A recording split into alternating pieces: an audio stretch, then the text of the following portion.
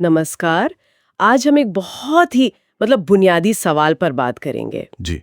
कि आखिर ये दुनिया, ये जो जगत है, ये असल में है क्या चीज। बड़ा सवाल है। हाँ, हमारे पास कुछ स्रोत हैं जो चेतना, सृष्टि और वास्तविकता को एक बिल्कुल अलग एक आध्यात्मिक नजरिए से देखते हैं। बिल्कुल। तो कोशिश रहेगी कि इन गहरे विचारों को थोड़ा आसान बनाएं, समझें कि ये स्रोत क्या कह रहे हैं। हाँ, चलिए शुरू करते हैं। ये स्रोत ब्रह्म, अणु चेतना, प्रकृति, पुरुष, सृष्टि की प्रक्रिया, इन सब पर बात करते हैं। जी। तो पहला विचार जो सामने आता है वो ये कि ये दुनिया एक सामूहिक चेतना से बनी है जिसे ब्रह्म कहा गया है। सही, बिल्कुल सही। कलेक्टिव कॉन्शियसनेस कह सकते हैं, जो अनगिनत छोटी छोटी चेतनाओं, अणु चैतन्य से बनी है। और ये अणु चैतन्य ब्रह्म के ही अंश है। जी हाँ, उसी केस से। पर इसमें एक बात है कि मनुष्य वो अपने आप में परम सत्य नहीं है। मतलब उसका होना किसी न किसी चीज पर निर्भर करता है, सापेक्ष है। बिल्कुल सही। और ये अणु चैतन्य या आत्मा जिसे कहें, वो तो मनुष्य के आने से पहले भी थी। अच्छा। और इसमें एक बहुत दिलचस्प बात यह भी है कि चेतना की जो संभावना है वो सिर्फ हम जैसे जीवों में नहीं, बल्कि उन चीजों में भी है जिन्हें हम बिल्कुल जड़ मानते हैं, जैसे क्षिति तत्व, पृथ्वी, पत्थर में भी। स्रोत इसे ऐसे समझाता है जैसे दूध में मक्खन होता है ना, छिपा हुआ। हाँ, दिखता नहीं पर होता है। बिल्कुल वैसे ही तो इस दर्शन के हिसाब से, क्योंकि सब कुछ उसी परम ब्रह्म से आया है, हाँ। तो चेतना का वो बीज, वो संभावना हर जगह है, भले ही वो अभी प्रकट न हुई हो। ये बात तो काफी गहरी है। तो इस ब्रह्म और हम सबकी जो व्यक्तिगत चेतना है, अणु चेतना, इनमें क्या रिश्ता है? क्या वो एक ही है? हाँ, स्रोत यही कहते हैं।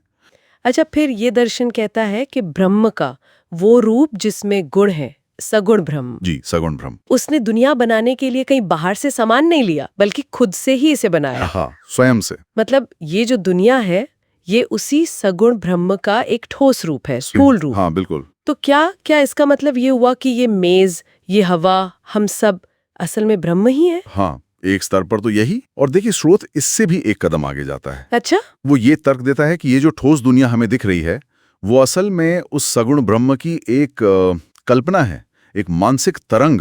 कल्पना? जैसे मैं कुछ सोचूं, हाँ। कुछ वैसा ही पर बहुत विराट स्तर पर। जैसे हम अपने मन में किसी जगह की पूरी कल्पना कर लेते हैं और वो हमें बिल्कुल असली लगती है ना? हाँ, लगती तो है। वैसे ही ब्रह्म अपने विराट मन, जिसे भूमा मन कहा गया है, उसके अंदर चित्त में इस दुनिया की रचना करता है। अरे वाह! पर अगर सब एक ही चेतना है, तो फिर ये इतनी अलग अलग दिखने वाली, इतनी ठोस लगने वाली दुनिया क्यों? यहीं पर स्रोत एक और चौंकाने वाली बात कहते हैं कि ये दुनिया एक कल्पना है। हाँ। ये कैसे हो सकता है? जो इतना रियल लगता है वो सिर्फ एक विचार, एक सोच। स्रोत में जादूगर के खेल का उदाहरण भी दिया है ना? जी, बिल्कुल।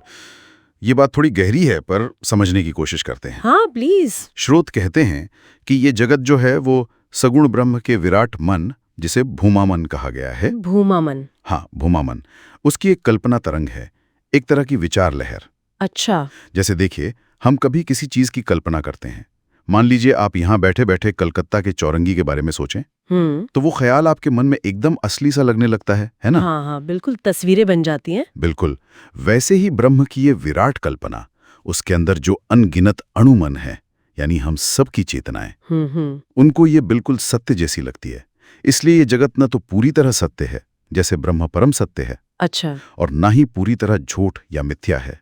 ये एक आपेक्षिक सत्य है, रिलेटिव ट्रूथ जिसे कहते हैं। आपेक्षिक सत्य मतलब हमारे अनुभव के लिए सच है, पर परम सत्य नहीं। बिल्कुल सही। जैसे जादूगर का खेल। हाँ। वो असल में सांप नहीं होता, पर देखने वाले के मन के लिए उस वक्त वही सच होता है। समझ गई। तो ये दुनिया एक तरह का साझा सपना या सामूहिक कल्पना हुई जो हमें असली लग रही है। हाँ, एक तरह से कह सकते हैं। ब्रह्म की कल्पना जो अणु मनों को सत्य प्रतीत होती है। ये तो वाकई सोचने वाली बात है। तो फिर इस सब का मतलब क्या है हमारे लिए, इंसानों के लिए? तो ये जो सृष्टि की प्रक्रिया है, आपने कहा ये सिर्फ एक तरफा नहीं है। नहीं, बिल्कुल नहीं।